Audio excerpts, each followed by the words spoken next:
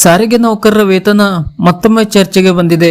ಸರ್ಕಾರಿ ನೌಕರರಿಗೆ ಹೋಲಿಸಿದರೆ ನಮಗೆ ಮೂಲ ವೇತನದಲ್ಲಿ ತಾರತಮ್ಯ ಉಂಟಾಗಿದ್ದು ಸರಿಸಮಾನ ವೇತನ ನೀಡಬೇಕೆಂದು ಸಾರಿಗೆ ನೌಕರರು ತಮ್ಮ ಸಂಘಟನೆ ಮೂಲಕ ಸಿದ್ದರಾಮಯ್ಯ ಸರ್ಕಾರವನ್ನು ಒತ್ತಾಯಿಸುತ್ತಿದ್ದಾರೆ. ಕರ್ನಾಟಕ ರಾಜ್ಯ ರಸ್ತೆ ಸಾರಿಗೆ ಅಧಿಕಾರಿಗಳ ನೌಕರರ ವೇತನ ಸರ್ಕಾರಿ ಅಧಿಕಾರಿಗಳು ನೌಕರರಿಗೆ ಹೋಲಿಸಿದರೆ ಭಾರಿ ವ್ಯತ್ಯಾಸವಿದೆ. 26 ವರ್ಷಗಳಿಂದ ಸಾರಿಗೆ ಸಂಸ್ಥೆಯಲ್ಲಿ ಸೇವೆ ಸಲ್ಲಿಸುತ್ತಿರುವ ಚಾಲಕ ಸಿಬ್ಬಂದಿಗಳ ವೇತನ ಯಾವುದೇ ಇನ್ಕ್ರಿಮೆಂಟ್ ಕೂಡ ಕಟ್ಟಾಗದೆ ಕಾಲಕಾಲಕ್ಕೆ ಹೆಚ್ಚಳವಾಗುತ್ತಾ ಬಂದಿದ್ದರೂ ಕೂಡ ಅವರ ಮೂಲ ವೇತನ ಕೇವಲ 31,575 ರೂಪಾಯಿಗಳಿವೆ. ಅದೇ ಸರ್ಕಾರಿ ನೌಕರರು ಸಿ ಗ್ರೂಪಿನಡಿ ಅದೇ ವಿದ್ಯಾರ್ಥಿಯರಡಿ ಅಂದರೆ SSLC ಅಥವಾ ದ್ವಿತೀಯ PUC ಪಾಸ್ ಆಗಿ ಒಬ್ಬ ಸರ್ಕಾರಿ ಅಧಿಕಾರಿಯ ಕಾರು ಚಾಲಕನಾಗಿ ಸಹಾಯಕ ಅಥವಾ SDA ಆಗಿ 8 ವರ್ಷಗಳ ಹಿಂದೆ ಕೆಲಸಕ್ಕೆ ಸೇರಿದ ಈಗ ಬಡ್ತಿಯೊಂದಿಗೆ ಆ ನೌಕರರ ಮೂಲ ವೇತನ ಪ್ರಸ್ತುತ 48,000ದಿಂದ 50,000 ತನಕ ಇರಲಿದೆ.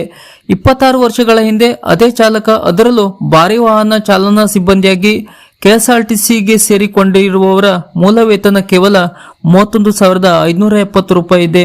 ಅಂದರೆ 26 ವರ್ಷಗಳಿಂದಲೂ ಸಂಸ್ಥೆಯಲ್ಲಿ ಸೇವೆ ಸಲ್ಲಿಸುತ್ತಿರುವ ನೌಕರರ ಮೂಲ ವೇತನ ಕೇವಲ 8 ವರ್ಷಗಳಲ್ಲಿ ಸರ್ಕಾರಿ ನೌಕರರಾಗಿ ಸೇರಿದ ನೌಕರರಿಗಿಂತ ಸುಮಾರು 17,000 ವ್ಯತ್ಯಾಸವಿದೆ. 26 ವರ್ಷಗಳ ಹಿಂದೆ ಸರ್ಕಾರಿ ಕೆಲಸಕ್ಕೆ ಸೇರಿರುವ ನೌಕರರ ಮೂಲ ವೇತನ ಬಡ್ತಿಯೊಂದಿಗೆ ಎಷ್ಟಿರಬೇಕು ಎಂಬುದನ್ನು ನೀವೇ ಯೋಚಿಸಿ. ಹೀಗಾಗಿ ಸರ್ಕಾರಿ ನೌಕರರಿಗೆ ಕೊಡುವ ವೇತನವನ್ನು ಅದೇ ಸಿ ಗ್ರೂಪ್ ಹುದ್ದೆಯಲ್ಲಿರುವ ನಮಗೂ ಕೊಡಿ ಎಂದು ಸಾರಿಗೆ ನೌಕರರ ಒಕ್ಕೂಟ ಸರ್ಕಾರವನ್ನು ಒತ್ತಾಯಿಸುತ್ತಿದೆ. ಆದರೆ ಇತ್ತ ಸಾರಿಗೆ ಕಾರ್ಮಿಕರ ಜಂಟಿ ಕ್ರಿಯಾ ಸಮಿತಿ ನಾವು 25% ವೇತನ ಹೆಚ್ಚಳ ಮಾಡಿದರೆ ಸಾಕು, ಅದು ಕೂಡ ಅಗ್ರಿಮೆಂಟ್ ಆಗಬೇಕು, ಈ ಬಗ್ಗೆ ಚರ್ಚಿಸಲು ಸಭೆ ಕರೆಯಿರಿ ಎಂದು ಸಿಎಂ, ಸಾರಿಗೆ ಸಚಿವರು ಹಾಗೂ ನಿಗಮಗಳ MDಗೆ ಮನವಿ ಪತ್ರ ಕೊಡುತ್ತಿದೆ. ಅಂದರೆ ಇವರ ಮೂಲ ಉದ್ದೇಶವೇ ಅರ್ಥವಾಗುತ್ತಿಲ್ಲ. ಕಾರಣ ಸಾರಿಗೆ ನೌಕರರಿಗೆ ಸರಿಯಾಗಿ ವೇತನ ಹೆಚ್ಚಳ ಮಾಡಿಸುವಲ್ಲಿ ಈ ಹಿಂದಿನಿಂದಲೂ ಹೋರಾಟ ಮಾಡಿಕೊಂಡು ಬಂದಿರುವ ಕೆಲವರು ತಾತ್ಸಾರದಿಂದ ಈ ವ್ಯತ್ಯಾಸ ಉಂಟಾಗಿದೆ. ಹೀಗಾಗಿ ಇದನ್ನು ಸರಿಪಡಿಸುವ ಉದ್ದೇಶದಿಂದ ಸಾರಿಗೆ ನೌಕರರ ಒಕ್ಕೂಟ ನಮಗೂ ಸರ್ಕಾರಿ ನೌಕರರ ಹಾಗೆ ತಕ್ಕ ವೇತನ ಕೊಡಿ ಎಂದು ಒತ್ತಾಯ ಮಾಡುತ್ತಿವೆ.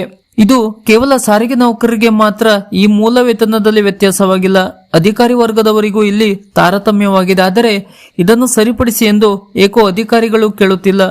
ಕೇಳಿದ ಅಧಿಕಾರಿಗಳ ಸಂಘದ ಪದಾಧಿಕಾರಿಗಳು ಸದ್ಯ ಮೌನಕ್ಕೆ ಜಾರಿದ್ದಾರೆ. ಇದಕ್ಕೆ ಕಾರಣವೇನು ಗೊತ್ತಾಗುತ್ತಿಲ್ಲ.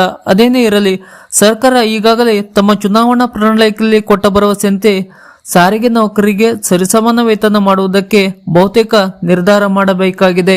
ಸಂಘಟನೆಯು ಕೂಡ ಒಕ್ಕೊರಲಾಗಿ ಸರಿಸಮಾನ ವೇತನಕ್ಕೆ ಆಗ್ರಹಿಸಬೇಕು. ಸರ್ಕಾರದ ಈ ತರದ ಇನ್ನಷ್ಟು ಮಾಹಿತಿಗಳಿಗಾಗಿ ಹಾಗೂ ಸಾರಿಗೆ ನೌಕರರ ಹೊಸ ಅಪ್ಡೇಟ್ನ ಮಾಹಿತಿಗಳಿಗಾಗಿ ನಮ್ಮ ಚಾನಲ್ ಅನ್ನು ಸಬ್ಸ್ಕ್ರೈಬ್ ಮಾಡಿ ನಮ್ಮನ್ನು ಬೆಂಬಲಿಸಿ. ನಮಸ್ಕಾರ.